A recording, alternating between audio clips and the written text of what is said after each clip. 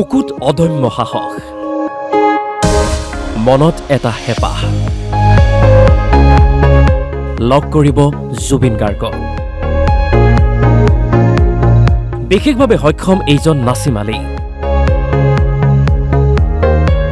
জুবিন গাৰ্গৰ প্ৰতি থকা মৰম আৰু ভালপোৱাৰ বাবেই নিজৰ বাহনখনত উঠি সোণাপুৰৰ জুবিন ক্ষেত্ৰলৈ যাত্ৰা। নাজিৰাৰ পৰা বাহনখন হাতেৰে চলাই চলাই সোণাপুৰৰ জুবিন ক্ষেত্ৰলৈ আহিছে লোকজন। 2022 সংঘটিত এটা ভয়ংকৰ পথ দুৰ্ঘটনা। দুৰ্ঘটনাটোত নাচিম আলীয়ে হেৰুৱাইছিল ভৰি দুখন। লোকজনৰ চিকিৎসাৰ দায়িত্ব লৈছিল জুবিন গাৰ্গে। দুয়োখন ভৰি হেৰুৱাৰ পিছতো জীৱনৰ ভাতমুঠি কষ্টৰে উপাৰ্জন কৰে নাচিম আলীয়ে। আজিও কাকো খাতিৰ নকৰি নাজিৰাৰ পৰা নিজৰ বাহনখন লৈ আপোন মানুহজনক লগ কৰিবলৈ আহিল নাচিম।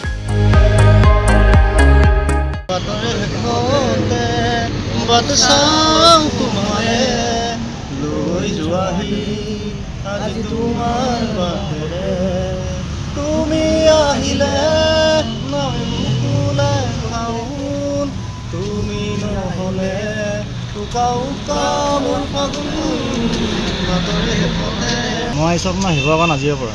ওলাইছিলোঁ আপোনাৰ 11 তাৰিখে আগবেলা 11টা বজাত।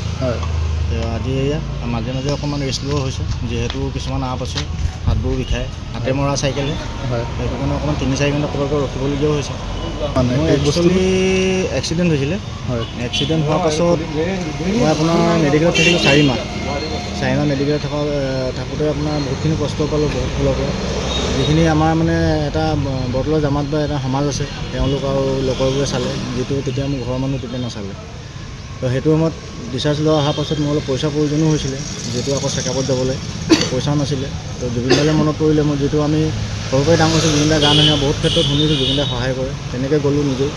যোৱাৰ পাছত তেওঁ যিখিনি কৰিলে মানে আজিকালি সাধাৰণ মানুহ আমাক নকৰা পাত্তাই নিদিয়ে। তাৰমানে তেওঁ নিজৰ লগত বহাই খুৱাই বোৱাই নিজৰ হাতেৰে তেওঁ ভাগৰ মাছ খুৱাইছে। এনেকুৱা যে মানুহ পাবলৈ একচুৱেলি দিগদাৰ আছে, আৰু দুখীয়া মানুহ মানে এখন সোৱাদ নাইকিয়া হৈ গ'ল, মই যিহেতু জানো মানে। জুবিন গাৰ্গৰ প্ৰতি থকা প্ৰেমৰ ভাৱে হাৰ মনাব পৰা নাই নাচিমক। ইয়াৰ লগতে দেওবাৰৰ দিনটোত সোণাপুৰৰ জুবিন ক্ষেত্ৰত দেখা গ'ল বিশেষ পৰিৱেশ। আজিও অসমীয়াৰ হিয়াৰ আমঠুক বিচাৰি দূৰ দূৰণিৰ পৰা আহি অনুৰাগীয়ে ভিৰ কৰিছেহি জুবিন ক্ষেত্ৰ। বহুত ইচ্ছা আছিল আগৰ পৰা অহাৰ, তো নিজৰ কামৰ তাগিদাত মিলাব পৰা নাই। আজি সপৰিয়ালে আহিছোঁ ইয়াতে। দুখো লাগিছে, বহুত ভালো লাগিছে, কি ক'ম আৰু ভাষাৰে বুজাব নোৱাৰোঁ।